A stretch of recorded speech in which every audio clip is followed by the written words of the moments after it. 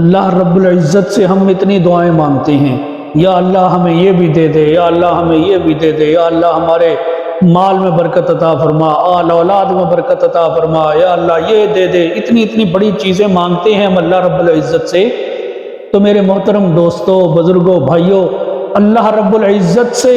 ہم اس کا خوف بھی مانگیں کہ یا اللہ ہمیں اپنا خوف نصیب فرما، اور ایسا خوف اللہ رب العزت سے اس طرح کر کے مانگیں، اے اللہ میں آپ سے ایسا خوف مانگتا ہوں جس کی وجہ سے میرے اندر سے گناہوں کا کھوٹ نکل جائے۔ دیکھیں میرے بھائیوں، اس طرح جب اللہ سے مانگیں گے، خشوع و خضوع کے ساتھ مانگیں گے، اخلاص کے ساتھ مانگیں گے، اس دل کے ساتھ مانگیں گے، تو اللہ رب العزت ہمیں اپنا خوف نصیب فرمائے گا۔ اور جس کے دل میں اللہ کا خوف آ جاتا ہے وہ انسان اس دنیا میں بھی کامیاب ہو جاتا ہے، آخرت میں بھی کامیاب ہو جاتا ہے۔ ہر چیز اللہ کے خوف سے ڈرتی ہے۔ فرمایا کہ انسانوں اور جنوں کے علاوہ تمام مخلوقات اللہ کے خوف سے ڈرتی ہیں، ان کو اللہ کا خوف حاصل ہے، وہ اس سے خوف زدہ ہیں۔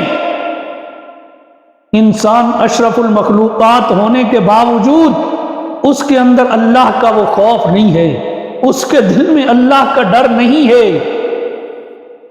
انسان اپنے دل کو جو اس نے اللہ کے ساتھ لو لگانی تھی اس سے ہٹا کر دنیا کی چیزوں میں لگ گیا، اس نے اپنا دل دنیا کی چیزوں میں لگا دیا، اس کے دل سے اللہ کا خوف نکل گیا، اس وجہ سے انسان گناہوں میں مبتلا ہو گیا، اللہ کی نافرمانیوں میں مبتلا ہو گیا۔ اللہ کے نبی صلی اللہ علیہ وسلم معراج پر تشریف لے گئے۔ جب آپ معراج پر تشریف لے جا رہے ہیں، پہلے دوسرے تیسرے آسمان پر، ساتویں آسمان پر جب حضور علیہ السلام تشریف لے گئے تو آپ نے ساتویں آسمان پر ایسے فرشتوں کو دیکھا کہ جو سجدے میں پڑے ہوئے ہیں اور ان کے لمبے چوڑے قد ہیں، جسامت ان کی چوڑی ہے۔ اللہ کے نبی علیہ السلام فرماتے ہیں کہ ان کے کندھوں کے درمیان کا فاصلہ ہی کئی میل تھا، ان کے کئی پر تھے، لیکن وہ فرشتے سجدے میں پڑے ہوئے کانپ رہے ہیں۔ اللہ کے نبی صلی اللہ علیہ وسلم نے ان کو دیکھا، وہ سجدے میں پڑے ہوئے کانپ رہے ہیں، اور اس کانپنے کی وجہ سے ان کے جسموں سے آواز آ رہی ہے۔ تو حضور علیہ السلام نے جبریل علیہ السلام سے پوچھا کہ اے جبریل، یہ کیا ماجرا ہے کہ یہ سجدے کی حالت میں پڑے ہوئے ہیں، اور سجدے کی حالت میں پڑنے کی وجہ سے بھی ان کے جسموں سے کراہنے کی آواز آ رہی ہے؟ تو جبریل علیہ السلام نے عرض کیا، یا رسول اللہ صلی اللہ علیہ وسلم،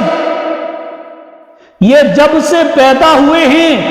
اس وقت سے ہی یہ سجدے میں پڑے ہوئے ہیں، لیکن اس سجدے میں پڑے رہنے کی وجہ سے بھی ان کے اوپر اللہ کا ایسا خوف طاری ہے، ایسا خوف ان کے دلوں میں پیدا ہو گیا ہے کہ وہ اللہ کے خوف کی وجہ سے ان کے جسموں سے آواز نکل رہی ہے۔ میرے محترم، دیکھیں کہ جن کا گناہ ہی کوئی نہیں ہے، پیدا ہوئے اللہ کے سامنے سجدہ ریز ہو گئے، پھر بھی اللہ کا اتنا خوف ہے کہ اس خوف کی وجہ سے ان کے جسموں سے بھی آواز نکلتی ہے۔ اور ایک ہم انسان ہیں کہ جن کو کوئی پرواہ ہی نہیں ہوتی، اللہ رب العزت کی نافرمانیاں دڑا دڑ کرتے چلے جاتے ہیں، لیکن پھر بھی تھکتے نہیں ہیں، کوئی پرواہ نہیں ہوتی کہ اللہ رب العزت ہم سے راضی ہیں یا ناراض ہیں،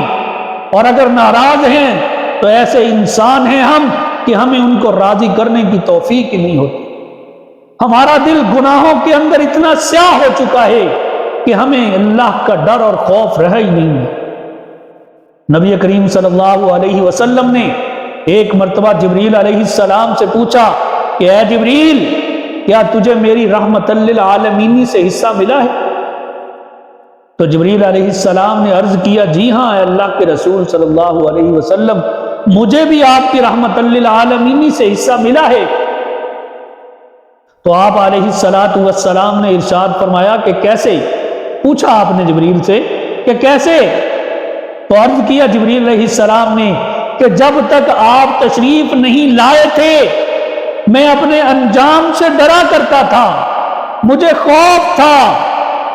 کہ میرے سامنے کئی ایسے نیک لوگ گزرے ہیں جن کا انجام بڑا برا ہوا ہے، تو میں بھی ڈرتا تھا میرے سامنے شیطان کا انجام ہوا، میں نے دیکھا جس کی وجہ سے میں اور بہت زیادہ ڈر گیا کہ پتہ نہیں میرا کیا انجام ہوگا۔ لیکن جب آپ صلی اللہ علیہ وسلم تشریف لائے تو اللہ رب العزت نے یہ آیت اتاری، اِنَّهُ لَقَوْلُ رَسُولٍ كَرِيمٍ ذِي قُوَّةٍ عِندَ ذِي الْعَرْشِ مَكِينٍ مُطَاعٍ ثَمَّ أَمِينٍ۔ جب یہ آیت کریمہ اتری، چونکہ یہ آیت کریمہ میرے بارے میں تھی، یا رسول اللہ صلی اللہ علیہ وسلم مجھے اپنے انجام کا پتہ چل گیا، میرے اوپر جو غم سوار تھا وہ دور ہو گیا، اس طرح مجھے آپ کی رحمت للعالمین سے حصہ ملا ہے۔ میرے محترم دوستو، دیکھیں حضور علیہ السلام کی رحمت کتنی وسیع ہے کہ جو صرف جنوں، انسانوں یا باقی مخلوقات کو نہیں، فرشتوں کو بھی گھیرا ہوا ہے۔ اللہ کے پیغمبر صلی اللہ علیہ وسلم کی جو معراج والی حدیث ہے اس میں آتا ہے کہ جب حضور صلی اللہ علیہ وسلم عرش سے اوپر جانے لگے تو آپ نے عرش کے اندر سے ایک آواز سنی۔ وہ آواز کیا تھی کہ جیسے کسی چیز کے اوپر وزن پڑ جائے، بھاری بھرکم وزن پڑ جائے تو اس کے اندر سے آوازیں نکلتی ہیں، وہ چیخنے کی آواز آتی ہے، ایسے ہی اللہ رب العزت کے عرش سے وہ آواز نکل رہی تھی۔ تو آپ صلی اللہ علیہ وسلم نے جبریل علیہ السلام سے پوچھا کہ اے جبریل یہ آواز کیسی ہے؟ تو عرض کیا جبریل علیہ السلام نے کہ اے اللہ کے معبود، یہ اس عرش الہی کی آواز ہے کہ جس پر اللہ رب العزت کی جلالت اور اس کی شان کا ایسا اثر ہے کہ اس کی ہیبت کی وجہ سے وہ عرش بھی سہما جا رہا ہے۔ تو اللہ رب العزت کی اتنی ہیبت ہے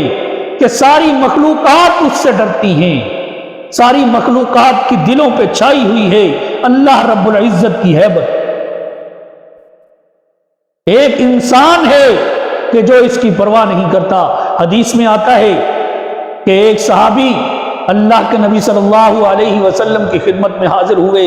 اور آ کر عرض کرتے ہیں، یا رسول اللہ صلی اللہ علیہ وسلم، میں آپ کی خدمت میں اس لیے حاضر ہوا ہوں کہ میں آپ کے سامنے ایک شکایت بیان کرنا چاہتا ہوں۔ آپ علیہ الصلاۃ والسلام نے فرمایا کہ جی کیا بات ہے، آپ اپنی بات بتائیں۔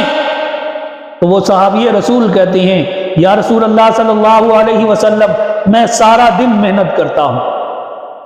سارا دن کماتا ہوں، محنت مزدوری کرتا ہوں، میرا ایک اونٹ ہے جس پہ میں ساز و سامان لاتا ہوں،